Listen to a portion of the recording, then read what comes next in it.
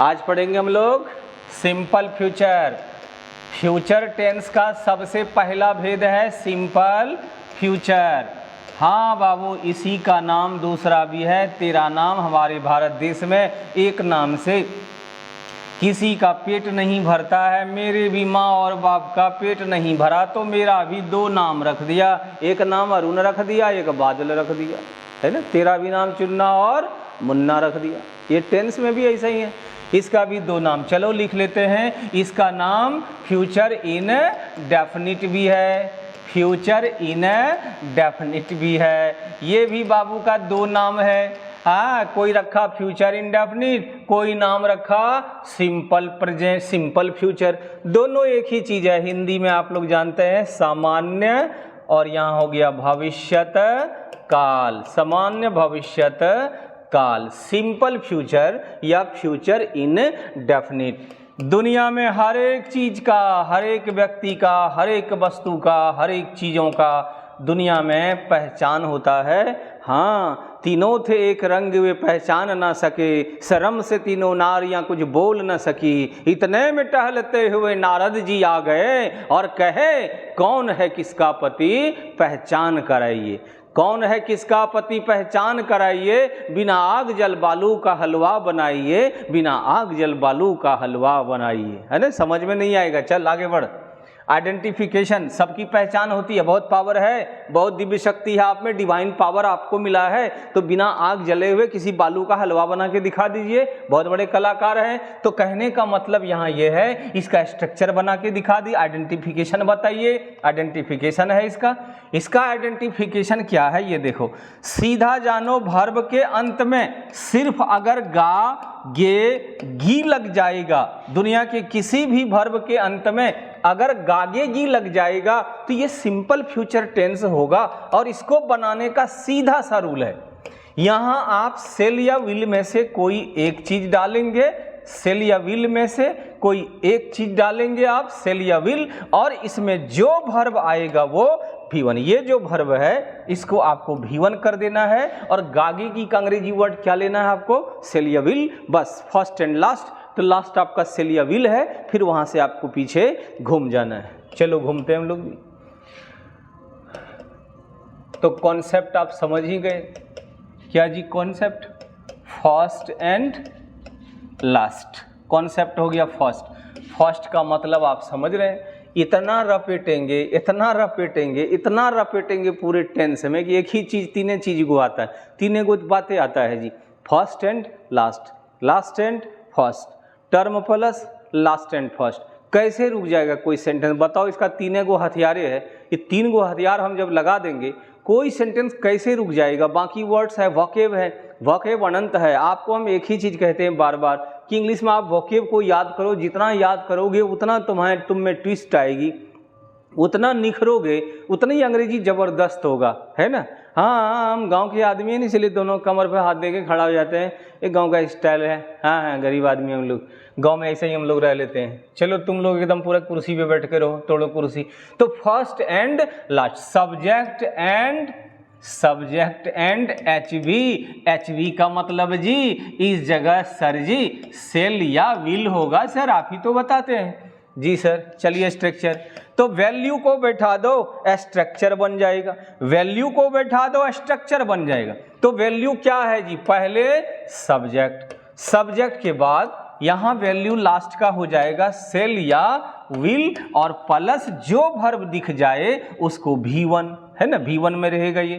Plus कुछ और भी कॉम्प्लीमेंट सब कुछ दिख जाता है तो हम लोग पीछे से आगे बढ़ जाएंगे। कॉम्प्लीमेंट में सब आ जाता है लास्ट में, चाहे वो नाउन आ जाए, एडजेक्टिव आ जाए, या फिर आपका एडवर्ब आ जाए, या फिर कोई भी चीज, या फिर कोई ऑब्जेक्ट आ जाए, तो कॉम्प्लीमेंट में सब आ जाता है ना। कॉम्प्लीमेंट में पूरा सेट होता है, जो भी वर्ब के बाद जो भी लास्ट में सेंटेंस को पूरा करने के लिए आता है दैट इज कॉम्प्लीमेंट। उसको हम लोग कॉम्प्लीमेंट बोलते हैं, पूरा करने के लिए जो आ जाए।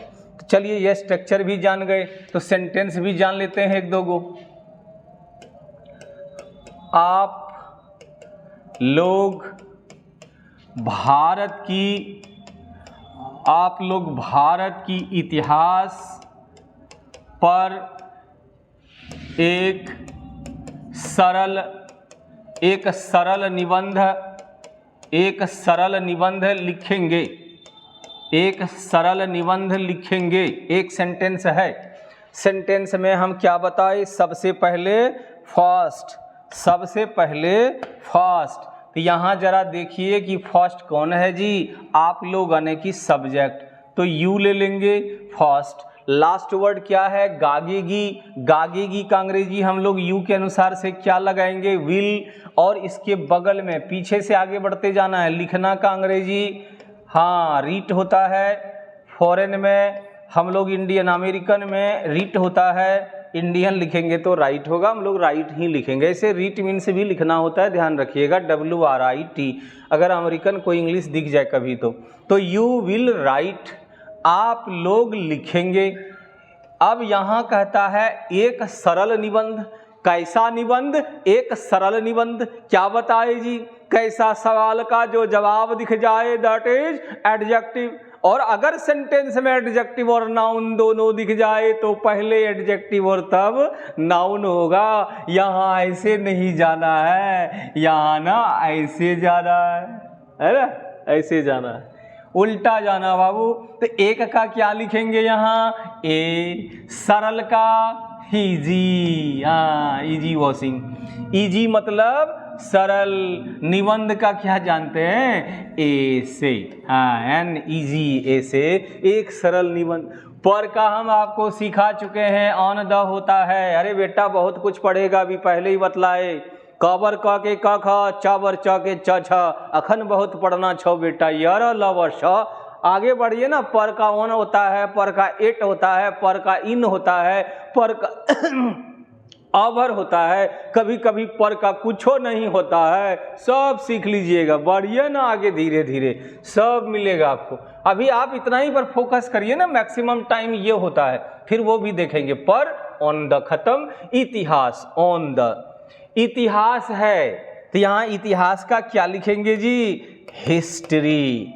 का के की का ऑफ, भारत का इंडिया। आप लिखिए भारत, आप लिखिए आर्यवर्त, कौन आपको मना करता? नाम का अंग्रेजी नहीं होता है, वो तो इंग्लैंड वाले इसको इंडस से इंडिया बना दिया, ठीक है। हाँ इंडस इंडस, इंडस से इंडस, इंडस से इंडिया, ठीक है, इस तरह से ये हो गया। तो हिंदुस्तान, हिंदुस्तान तो अंग्रेजों का कुछ असर है सब। तो you will write an easy, दो गो हो गया ना, एगो काट दो। तो you will write an easy essay on the history of India. एक सेंटेंस बन गया। आगे इसी का हम लोग लेंगे अब interrogative plus negative. Interrogative plus negative में कॉन्सेप्ट हम लोग जान चुके हैं। तीने गो कॉन्सेप्ट में फर्स्ट कॉन्सेप्ट पढ़ लिया आप, एक नंबर कॉन्सेप्ट पढ़ लिए, तो दूसरा नंबर ये आपका कॉन्सेप्ट है। दूसरा नंबर में हम लोग सीधा बढ़ते हैं, लास्ट एंड फर्स्ट का कॉन्सेप्ट पढ़ते हैं। लास्ट एंड फर्स्ट का वैल्यू को बैठा देंगे तो हमारा ये क्या बन जाएगा? स्ट्रक्चर। तो लास्ट का मतलब यहाँ सेल या विल होता है, और फिर सब्जेक्ट के अनुसार होता है। प्लस नहीं दिखेगा तो नॉट, और V1 प्लस लास्ट में जो आएगा ऑब्जेक्ट, या फिर इसको हम लोग कॉम्प्लीमेंट भी कह देते हैं। पर इतना चीज लिखने की जरूरत नहीं है, हम आपको सीधा कहें लास्ट और फर्स्ट को ले लो और फिर पीछे से घूम जाओ, वो अपने आप आपका जगह पकड़ लेगा, ठीक है। जगह के पर पहुंच जाइए। आप कोचिंग संस्थान आते हैं, कॉलेजेस जाते हैं, जहां भी आप जाते हैं आपको कुछ भी उसके बारे में मालूम नहीं होता। अभी अभी आपको जॉब लगी है, कोई कंपनी में जा रहे हैं पढ़ करके, आपको कुछ नहीं मालूम है, अंदर अंदर बहुत परेशान रहते हैं, क्या करेंगे नहीं करेंगे, वो यू बहुत परेशान। और जैसे आप वहां जाते हैं तो वहां के क्लाइमेट को देखकर, वहां की क्लाइमेट ऐसी होती है वहां की कि वहां देख करके एक लोगों को हम लोग सब कुछ समझ जाते हैं और अपने आप हो जाता है, और फिर आकर के कहते हैं वाओ वहाँ तो कोई दिक्कत ही नहीं हुआ, बहुत अच्छा से काम कर ली। तो देखते रहिए आप, देखते रहिए, देखते रहिए, देखते रहिए। अब YouTube चैनल देखते रहे, देखते रहे, देखते रहे, छोड़ते रहे, देखते रहे, छोड़ते रहे, छोड़ते रहे, छोड़ते रहे, और अचानक एक दिन वायरल हो गए, है ना। तो ऐसे ही आपके दिमाग में वायरल हो जाएगी। जिस दिन आपका स्पाइनल कोड खुल जाएगा और कोई भी चीज़ आपके स्पाइन में चला गया, स्पाइनल कोड में अगर चला गया ये, फिर कभी वो नहीं निकलेगा, ठीक है। मेंटल और फिजिकल अलग अलग वर्क होता है। Mental work needs to do again and again your work and practice, and only then once it will come to the spinal cord of you and human body, but our physical work comes to the spinal cord only at the tries of one times, एक ही बार में वो आ जाता है, फिर बार बार नहीं लेता है। चलो आगे बढ़ते हैं। सेल या will plus subject plus not plus V1 plus object घूम जाएंगे। चलिए सेंटेंस को देखते हैं। छोटा सा सेंटेंस, क्या तुम पटना नहीं जाओगे? हाँ, छोटा सा सेंटेंस, क्या तुम पटना नहीं जाओगे? क्या का कोई अंग्रेजी नहीं, क्या कहे गागेगी लास्ट वर्ड है, लास्ट वर्ड को देंगे लेकिन फर्स्ट के अनुसार। तो देखो लास्ट वर्ड यहाँ फर्स्ट तुम का यू होता है, यू विल लेता है तो विल को यहाँ ले आए, ये भी खत्म, ये भी खत्म, गागेगी भी खत्म।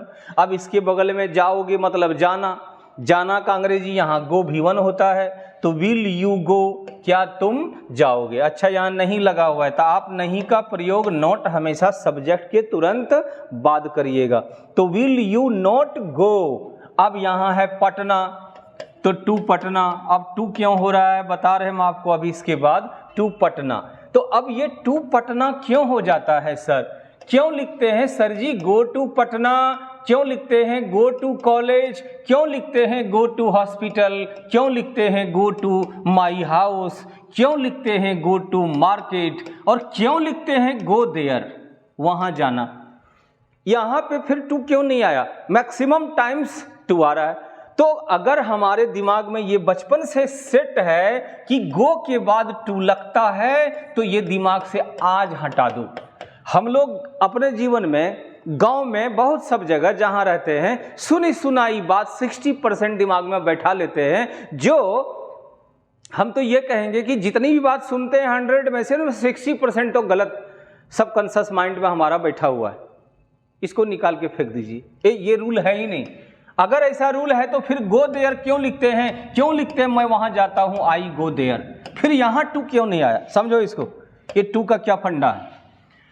देखो टू का फंडा ये है कि आप जिस काम को भी करते हैं, अगर किसी काम को करने में अगर आपकी कहीं से जोड़ बनती है, आपकी जोड़ बनती है, आप किसी से जुड़ते हैं, आप किसी से संबंध में आते हैं, आपका उससे जुदाई नहीं बल्कि आपकी दोस्ती होती है। अगर उससे जिससे आप जुड़ते हैं वो व्यक्ति वस्तु स्थान का अगर निश्चित नाम रहे, तो आप गो और कम जिस शब्द से भी जुड़िए उसके साथ आपको टू लगा देना है। जैसे सेंटेंस देखो, आप किसी को कहे कि मैं घर जाता हूं, तो आप जो कहे जी कि मैं घर जाता हूं, एक सेंटेंस गौर से देखिए। तो आप जो जाते हैं, कहां जाते हैं जी? घर।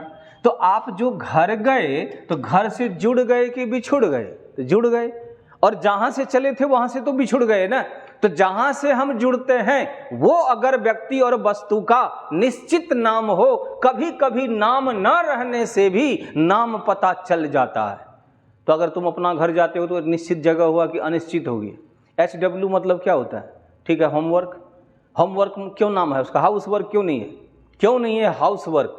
आपको आज तक स्कूल में HW का अंग्रेजी आपको होमवर्क ही रटाया है।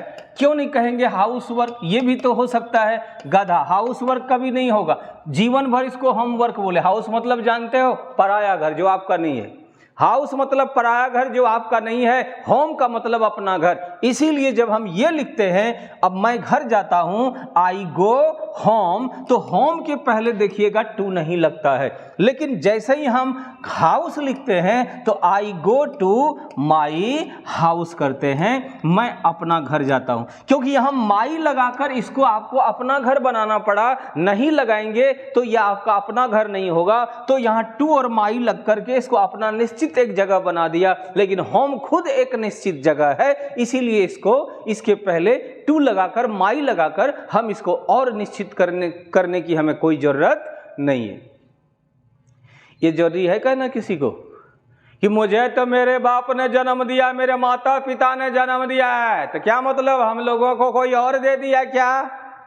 सड़ा हुआ अंडा पब्लिक फेंकना शुरू कर देगा ना। तो ये कहीं जो कहने की जरूरत नहीं है। We were born, we are born, we were born, यहां तक चलेगा। By my parents, by our parents नहीं लिख सकते हैं आप। I was born by my parents नहीं लिख सकते हैं। तो इसका मतलब वही हुआ कि मुझे मेरे माता पिता ने जन्म दिया है। तो दूसरे को कौन दे दिया, कोई और दे दिया क्या?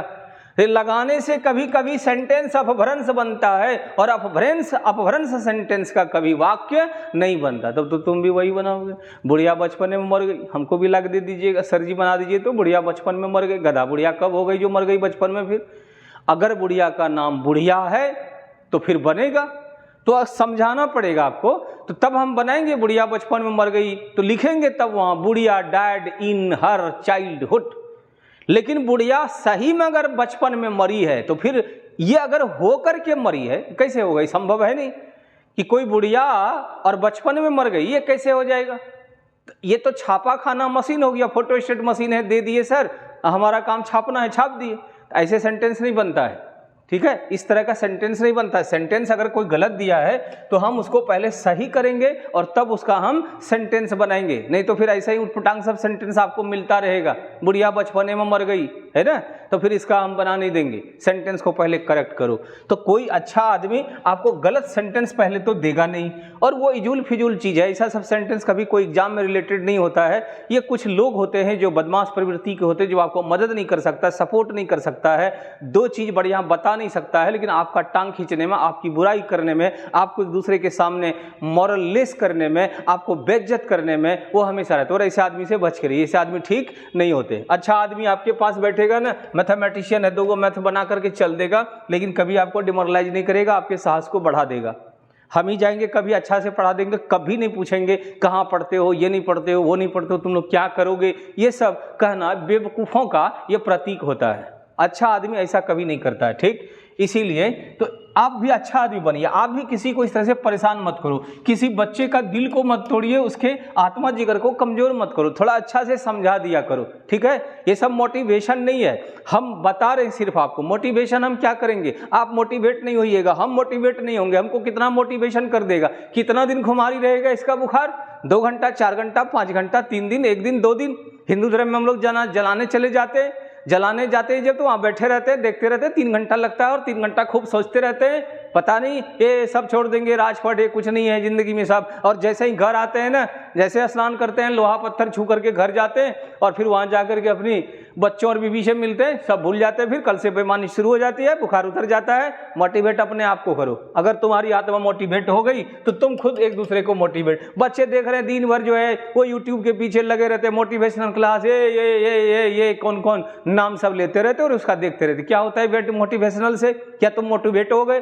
तुम यूपीएससी कर लिया, बहुत बड़ा बीपीएससी रैंक निकाल लिया, फर्स्ट रैंक कर लिया, कुछ नहीं होगा। करने से कुछ होता है, सुनने और देखने से कुछ नहीं होता है। चलो मेहनत करो।